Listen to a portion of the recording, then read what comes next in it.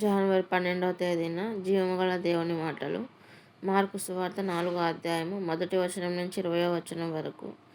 ఆయన సముద్ర తీరమున మరల బోధింప ఆరంభింపగా బహుజనులు ఆయన యొద్దకు కూడి వచ్చి ఉన్నందున ఆయన సముద్రంలో ఒక దోణి ఎక్కి కూర్చుండెను. జనులందరూ సముద్ర తీరమున నేల మీద నుండిరి. ఆయన ఉపమాన రీతిగా చాలా సంగతులు వారికి బోధించుచు తన బోధలో వారితో ఇట్లనెను.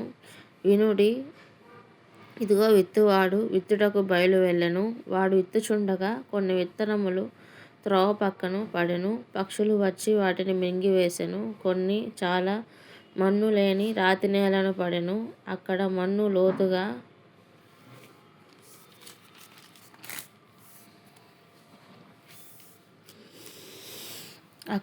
లోతుగా ఉండనందున అవి వెంటనే మొలిచెను గాని సూర్యుడు ఉదయింపగానే అవి మాడి వేరు లేనందున ఎండిపోయెను.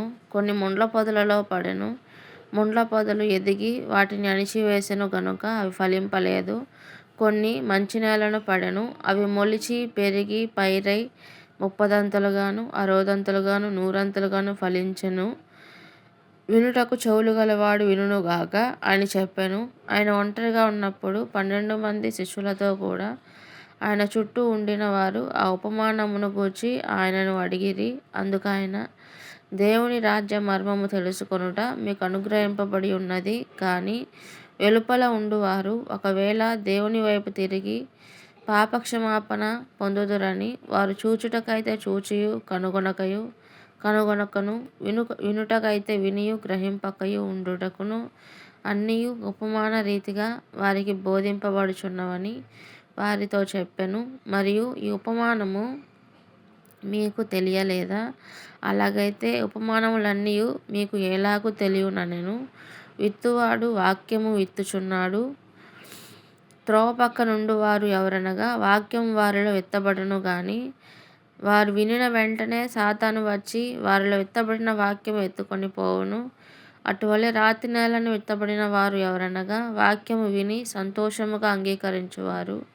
అయితే వారిలో వేరు లేనందున కొంతకాలము వారు నిలుతురు గాని వాక్యము నిమిత్తము శ్రమ అయినను హింస అయినను కలుగగానే వారు అభ్యంతర పడుదురు. ఇతరులు ముండ్ల పొదలలో విత్తబడిన వారు. వీరు వాక్యము విందురు గాని ఐహిక విచారములను ధన మోసమును మరి ఇతరమైన అపేక్షలను లోపల చొచ్చి వాక్యమును అణిచివేయుట వలన అది నిష్ఫలమగును. మంచి నేలను విత్తబడిన వాడు ఎవరనగా వాక్యం విని దానిని అంగీకరించి 30దంతలుగాను 60దంతలుగాను 100దంతలుగాను ఫలించువారని చెప్పెను. ఆమేన్. యేసయ్య వాక్యాన్ని ఆశీర్వదించునుగాక. తండ్రి స్తోత్రం ప్రభా, పరిశుద్ధాత్మ దేవ, ఈ దినం ప్రభా తండ్రి మీ బిడ్డలందరినీ కూడా నైనా సజీవ లెక్కలో ఉంచినందుకై మీ కృతజ్ఞతాస్తుతులు ప్రభా. తండ్రి మీ బిడ్డలందరికీ కూడా ప్రభా పరిశుద్ధాత్మను సమాధానాన్ని ప్రభా ప్రేమను కలుగజేయండి ప్రభా. ఆర్థిక ఇబ్బందులు ఏమన్నా కానీ ఏ ఇబ్బందులు ఉన్నా కానీ అయ్యా తండ్రి ఏ అనారోగ్యం ఉన్నా కానీ మీ బిడ్డలందరి జీవితంలో ప్రభా వాటిని అన్నిటిని కూడా ప్రభా తీసివేయండి నాయనా. అయ్యా ప్రభా పరిశుద్ధాత్మ తండ్రి రానున్న దినాలు మహాభయంకరమైనవి ప్రభా. అయ్యా ప్రభా మీ బిడ్డలందరికీ కూడా తండ్రి పరిశుద్ధాత్మ శక్తిని వాటిని ఎదుర్కొని ప్రభా మీ రాజ్యం కొరకు నిలబడే శక్తిని అనుగ్రహించండి ప్రభా.